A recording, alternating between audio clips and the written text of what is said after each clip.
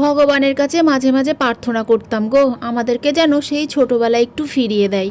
ফিরিয়ে দিয়েছে, তবে স্কুলের ক্লাস করার জন্য না। স্কুল থেকে পালিয়ে গিয়ে যেমন শপিং করে বেড়াতাম, সেই শপিং করার কপালটা দিয়েছে। তাই আজকেও ছেলেটাকে স্কুলের মধ্যে দিয়ে বান্ধবীদেরকে নিয়ে চললাম শপিং করতে। গিয়েই এই যে চুড়িগুলো চোখে পড়লো নজরে, টুক করে চুড়িগুলো কিনে নিলাম।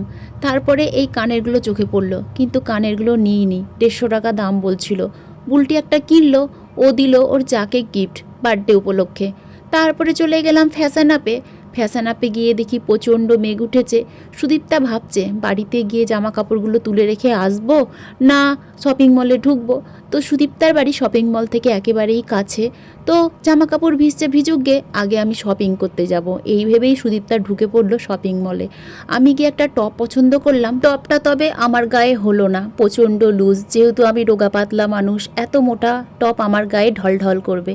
তারপরে বুলটির চোখে পড়লো এই গ্রাউন্ডটা, ভাবছে নিব কি নিব না, যেহেতু সামনে ঘুরতে যাবে। আর এইদিকে আমাদের তিনজনকে একসঙ্গে দেখে হঠাৎ করে মানসী কোথা থেকে উধাও হয়ে চলে এলো। আসলে ওর হিংসা হচ্ছিল আমরা সবাই মিলে একসঙ্গে শপিং করছিলাম বলে। এত কিছু দেখার পর কিছু না নিলে লজ্জার ব্যাপার, তাই একটা করে লিপ বাম নিলাম। আমি অবশ্য একটা নেল পালিশও নিয়েছি ফ্যাশন আপে। তারপরে এই যে সুদীপ্তার গাড়িটাকে হাঁটাতে হাঁটাতে এখন বাড়িতে নিয়ে আসছি, কারণ আমরা তিনজন এসেছিলাম সুদীপ্তার গাড়িতে। মানসী কোথা থেকে চলে আসাতে গাড়িতে আর চারজন হবে না বলে সবাই মিলে হাঁটতে হাঁটতেই বাড়িতে গেলাম। কেনই বা একজন যাবে গাড়িতে করে, সেই ভেবেই। তারপরে এই যে দেখো, আমি কিন্তু এই 3 রকমের জিনিস কিনে নিয়েছি। আমার নেল পালিশের কালারটা এত সুন্দর যে সবাই মিলে আমার নেল পালিশটা পরে অর্ধেক শেষ করে দিল।